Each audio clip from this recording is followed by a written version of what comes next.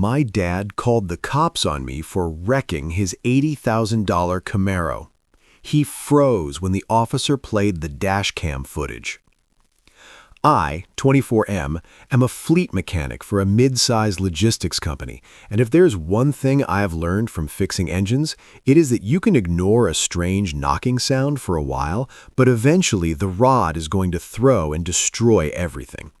My father was that knocking sound in my life.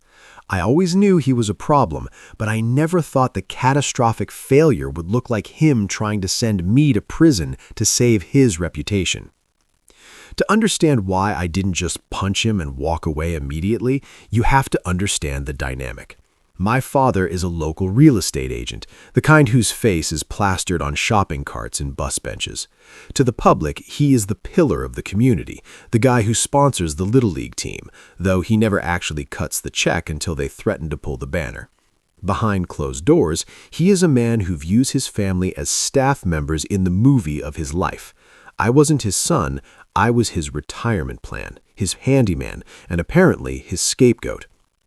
He drove, an $80,000 Chevrolet Camaro ZL1. That car was his mistress before he actually got a mistress. He treated it with a level of tenderness he never showed my mother. He insisted on premium everything, yet he was constantly borrowing money from my mom's teacher's pension to pay for things like ceramic coatings and aftermarket exhaust systems. He always promised to pay it back. He never did. About 6 months ago, he came to me complaining about insurance premiums. He wanted a way to lower them or protect himself if some idiot hit him. Being a mechanic, I told him to get a dashcam, specifically a high-end Blackview dual-channel system. I told him I'd install it for free to save him the labor cost. I remember the day I installed it vividly. I was in his driveway, upside down in the passenger seat, wiring the power cable into the fuse box so it would have parking mode. I tried to explain to him how it worked. I said, "Dad, this records audio and video, inside and out. It uploads to the cloud if there's an impact." He wasn't listening. He was leaning against the garage door, sipping a scotch, on the phone with his golf buddy, bragging about how he'd just closed a deal on the Miller estate. He waved me off, literally shooing me with his hand like I was a fly. Yeah, just make it invisible. I don't want wires hanging down looking trashy."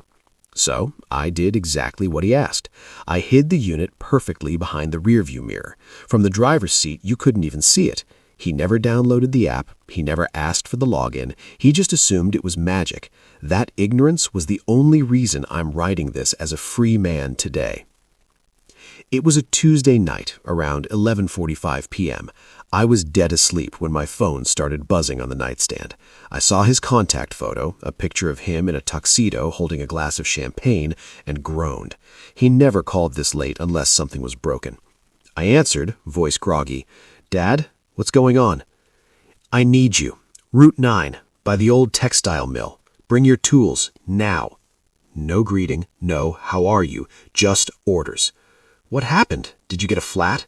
"Just get here," he snapped, and the line went dead. My stomach dropped. Route 9 is a notoriously dangerous, winding road with 0 streetlights. If he was stuck out there, it wasn't good.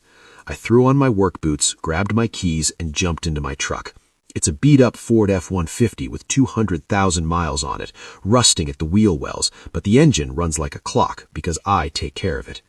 The drive took 20 minutes. When I rounded the curve near the mill, my high beams caught the reflection of shattered glass and twisted metal. My heart hammered against my ribs. The Camaro was nose-deep into the steel guardrail. The front end was unrecognizable. The hood was crumpled up like a piece of tin foil. The bumper was torn off, and steam was hissing violently from the radiator. The entire driver's side was scraped to hell. I pulled over, threw on my hazards, and ran towards the car. My first thought was that he was hurt. I was scanning the wreckage for blood, for a body, for anything. Then I saw him. He was standing on the shoulder, pacing back and forth, furiously typing on his phone. He looked perfectly fine physically. His suit was unruffled, but his face was a mask of pure rage. "Dad!" I yelled, running up to him. "Are you okay? Are you hurt?" He looked up at me, and the first thing he said wasn't, "I'm okay." It was, "Look at this. Do you see this? My premiums are going to skyrocket. The deductible is $5,000. I stopped in my tracks. The car was totaled, and he was worried about the deductible. Then the wind shifted, and the smell hit me.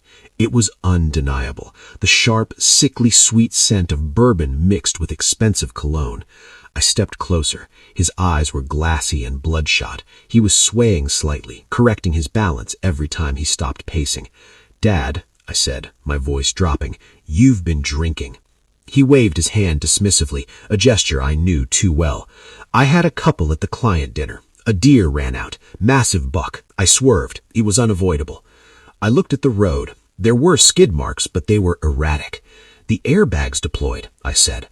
"The car is newer. The ECU is going to log the speed, the braking input, everything. If the cops come, that's why you're here," he interrupted. He took a step towards me, invading my personal space. The smell of alcohol was overpowering now. "I can't fix this," I said, gesturing to the wreck. "You need a tow truck." "I don't need a tow truck yet," he hissed. "I need a driver." I blinked, not processing it. "What?" "I have 2 closings tomorrow. 2. If I get a DUI, I lose my broker's license. If I lose the license, the firm goes under. If the firm goes under, your mother loses the house. Do you understand the stakes?" He put his hands on my shoulders, gripping them tight. It felt like a coach giving a pep talk, but his eyes were cold. "You're going to tell them you drove." He said it. It wasn't a question. I shoved his hands off me. "No, absolutely not." "Listen to me," he shouted, his voice echoing off the trees. "If you get in that truck," he dropped his voice into a dark, menacing octave. "I'm calling 911 right now." I paused, hand on the door handle of my truck. I looked back. And telling them what? He had his phone out. His thumb was hovering over the screen. He was smirking. It was a cruel, triumphant look that made my stomach churn.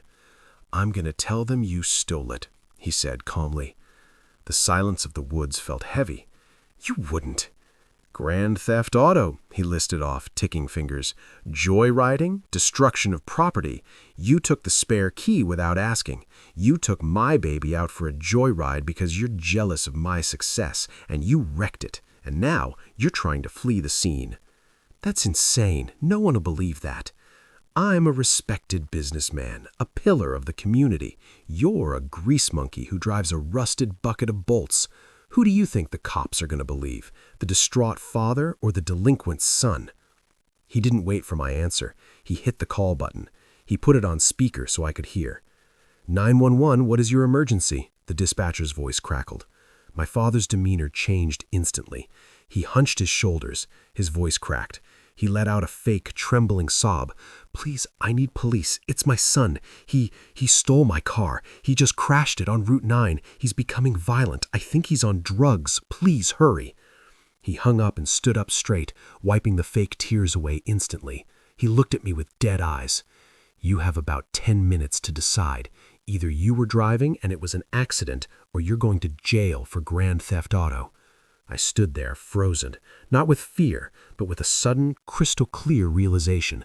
This man didn't love me. He didn't even like me. I was an object to him, an expendable resource. I didn't get in my truck. I didn't run. I walked back to the guardrail, leaned against it, and crossed my arms. "What are you doing?" he asked, looking confused. "Waiting," I said. "Fine, have it your way. Don't come crying to me when you're in cuffs." He spent the next 10 minutes pacing, muttering to himself, rehearsing his story. He took a bottle of water from the trunk, which had popped open, and chugged it, trying to dilute the alcohol on his breath. He popped a handful of mints. When the blue and red lights cut through the darkness, he went into character immediately. 2 cruisers pulled up. Officer Miller, a guy I recognized from high school, though we weren't friends, stepped out of the first car. He had his hand resting near his holster. "Hands where I can see 'em," Miller shouted. I raised my hand slowly. My father rushed toward the officers, hands clasped, doing the distraught dad act perfectly. "Officer, thank God, he's crazy. Look at what he did." Miller motioned for his partner to take my father aside. Miller walked up to me. "Turn around, hands behind your back." "Am I under arrest?" I asked calmly. "You're being detained while we figure this out," Miller said. He cuffed me. The cold steel biting into my wrists made it real. "We got a report of a stolen vehicle and a crash." He walked me to the back of his cruiser and pushed me into the back seat. "Sit tight." From the window, I watched the performance. My father was pointing at me, then at the car. He was shaking his head, looking like he was about to cry. I saw him gesture to the skid marks. He was selling it hard. I could see the other officer nodding, writing things down in a notebook. My father looked sober enough from a distance, and the mints were probably masking the smell just enough if they didn't get right in his face. After about 10 minutes, Miller came back to the car. He opened the back door and leaned in. He looked tired. "Look, your dad is generous. He says he doesn't want to press charges for the theft if you just admit to the accident. He says you're a good kid who just made a mistake. He wants to handle it as a traffic incident. Reckless driving, leaving the lane, it's a ticket. Maybe a suspended license for a few months. If we go the other way and I book you for GTA, that's a felony. You're looking at prison time." I looked Miller in the eye. "I didn't drive that car." Miller sighed, looking annoyed. "Come on, man. I know your dad. He sells half the houses in this town. Why would he lie? You're the one covered in grease." "I'm a mechanic. I just came from work earlier. My truck is right there. Feel the hood. The engine is warm." Miller glanced at my truck. "Okay, so you drove here. Maybe you followed him. Maybe you guys were racing. It doesn't look good." He called me. He crashed. He's drunk. He wanted me to take the fall. When I said no, he called you and made up the theft story." Miller looked skeptical. "He doesn't seem drunk. He's composing himself very well. He's a functioning alcoholic, but that's not my proof." "What is?" "The dash cam." I saw my father in the distance. He was watching us intently. When he saw me say the word, his posture stiffened. Miller looked at the Camaro. "I didn't see a unit on the windshield." "It's a black view. I installed it myself 6 months ago. It's a hidden mount tucked behind the rearview mirror. You can't see it from the driver's seat unless you look for it. It records audio and video, interior and exterior. It has a cloud backup, but the SD card is in the unit." I took a deep breath. It was recording when he crashed. It was recording when he called me, and it was recording when he told me he was going to frame me for a felony if I didn't take the DUI for him. Miller's face went from annoyed to stone cold. He stared at me for a long second. "You sure about that?" 100%. "The app is on my phone. My phone is in my right pocket." Miller closed the door. He walked over to his partner and whispered something. They both looked at my father. My father stopped his act and looked nervous. He started wringing his hands. Miller walked over to the Camaro wreckage. My father tried to follow him. "Officer, can we just get the tow truck? My son is clearly confused." "Step back, sir," Miller ordered, his voice sharper this time. Miller shined his flashlight into the wreckage, looking behind the mirror. He saw it, the tiny red LED blinking rhythmically. He turned to my father. "Sir, were you aware this vehicle is equipped with a dual-channel recording device?" My father's face drained of color. It was like watching a ghost leave a body. No. I think he installed something, but it doesn't work. It's probably broken." "The light is on," Miller said. He walked back to the cruiser and opened my door. "Show me." He uncuffed one of my hands so I could reach my phone. My fingers were trembling, but I managed to unlock it and open the app. The interface loaded. The impact event notification was right at the top, time-stamped 11:20 p.m. "Here," I said, handing it to Miller. He pressed play. The audio was crystal clear. First, the roar of the V8 engine, then the screech of tires losing traction, a sickening crunch of metal on metal, the sound of glass shattering. Then silence. Then my father's voice. "Damn it! Son of a—" He opened the car door. We heard him stumbling around. Then we heard him dialing. "No, I can't call her. I'll call him. He's soft. He'll take it. He owes me." Miller raised an eyebrow. Then the recording continued to the part where I arrived. The audio from the cabin microphone was sensitive enough to pick up our voices outside the open door.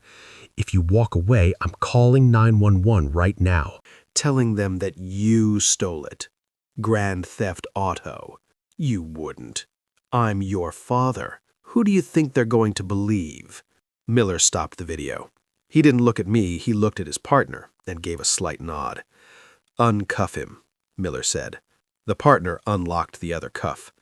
I rubbed my wrists, the feeling returning. Miller walked over to my father. My father was still trying to salvage it. He put on a smile that looked more like a grimace. "Well, did you see? He was driving like a maniac, right? I tried to tell him." "Turn around, sir," Miller said, his voice flat and professional. "Excuse me?"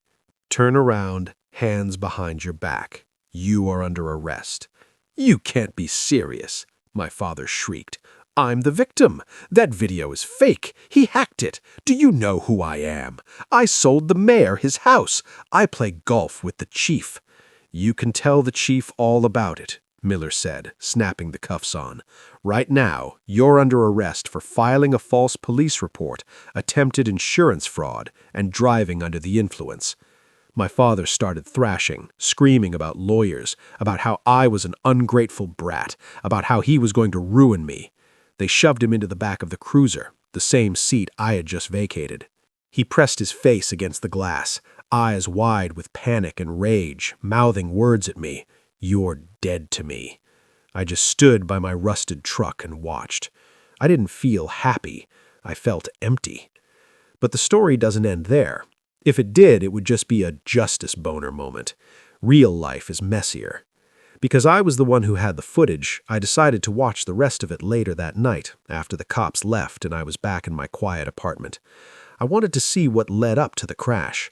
I scrolled back to about 10 minutes before the impact. He wasn't alone in the car. The interior camera caught everything. In the passenger seat was a woman, not my mother. It was Linda, my mother's best friend of 20 years, the woman who came to our Thanksgiving dinners, the woman who sat next to my mom in church. They were laughing. He had his hand on her thigh. They were clearly drunk. "Baby, let me drive," Linda giggled, her words slurring. "This car is so sexy." My father laughed. "Not here, babe. Wait until we get to the straightaway past the mill. Then you can open her up." My blood ran cold. The video showed them pulling over. They switched seats. Linda got behind the wheel. My father got in the passenger seat. "Floor it," he said. She did. 2 minutes later, she lost control on the curve and slammed into the guardrail. After the crash, the camera caught the immediate aftermath. My father wasn't checking if she was okay. He was checking the car. "Get out," he hissed at her. "Get out of here. Go into the woods. Call an Uber from the main road. If the cops find you here, my wife finds out and I lose the house. Go. I'll handle this." He sent her away. He wasn't just covering for himself. He was covering for his mistress. And to protect his mistress and his secret, he decided to frame his own son for a felony. That was the moment the emptiness turned into pure, cold determination. The next few weeks were a war. My father made bail the next morning. He immediately went into damage control mode. He hired a shark of a lawyer, a guy named Henderson that looked like he slept in a coffin. They tried the intimidation route first. Henderson sent me a cease and desist, claiming the Dashcam footage was illegally obtained and violated my father's reasonable expectation of privacy. He threatened to sue me for defamation if I shared it with anyone. I laughed. I might be a mechanic, but I know how to use Google. We live in a state where dashcams are legal, and there is zero expectation of privacy regarding the operation of a vehicle on a public highway, especially during the commission of a crime. Then came the family pressure. My aunts and uncles, my father's siblings, started blowing up my phone. "How could you do this to your father? He's stressed. He made a mistake. Drop the charges. You're ruining the family name." They didn't know about Linda. They just knew poor dad was facing jail time because his mean son wouldn't take a traffic ticket for him. My father even showed up at my job. He parked his rental car outside the logistics bay and tried to talk to my boss. He told my boss I was a drug addict, that I was stealing tools, that I was mentally unstable. He was trying to cut off my income so I couldn't afford a lawyer. Luckily, my boss is a good guy. He's known me for 5 years. He told my father to get off the property or he'd call the cops for trespassing. But the real turning point was when I showed the footage to my mother.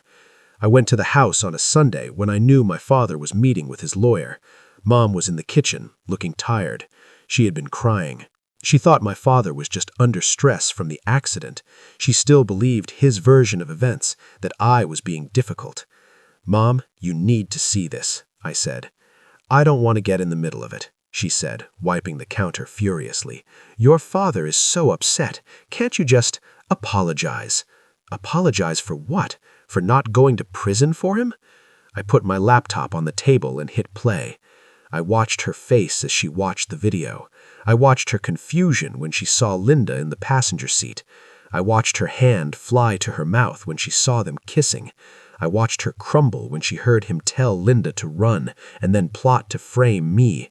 She didn't scream. She didn't throw things. She just went very, very quiet. "He told me he was alone," she whispered. "He told me he was coming from a client meeting." "He was with Linda," I said gently, "and he was willing to destroy my life to keep you from finding out." My mother stood up. She walked over to the cabinet where she kept the wedding china. She opened the door, took out a plate, and dropped it on the floor. Smash. Then another. Smash. "Mom, get the files from his office," she said. Her voice was steady but scary. "Get the bank statements. Get the tax returns. Everything." We spent the afternoon raiding his home office. We found everything. Hidden accounts, credit cards in his name that she didn't know about, maxed out on jewelry and hotel rooms. He had been draining their retirement for years to fund his lifestyle and his affair. When my father came home that evening, the locks were changed. His clothes were in garbage bags on the lawn, and there was a process server waiting in the driveway with divorce papers and a restraining order. The legal fallout was beautiful to watch. The district attorney saw the footage, including the Linda part, and decided to make an example out of him. Filing a false police report to implicate someone in a felony is a serious crime. His lawyer, Henderson, tried to get the video thrown out. The judge literally laughed at the motion. "Counselor, your client recorded himself committing a crime on his own equipment. The motion is denied." With the evidence overwhelming and his wife actively testifying against him in the divorce, his walls crumbled. He tried to plead guilty to just the DUI to avoid the fraud charges. The DA said no deal. They went for the throat. He was convicted of filing a false police report, attempted insurance fraud, and driving under the influence. The insurance fraud charge was the nail in the coffin. It's a felony involving moral turpitude. Here is the satisfying part. In our state, if you have a felony conviction involving dishonesty or fraud, your real estate license is automatically revoked. No appeal. Gone.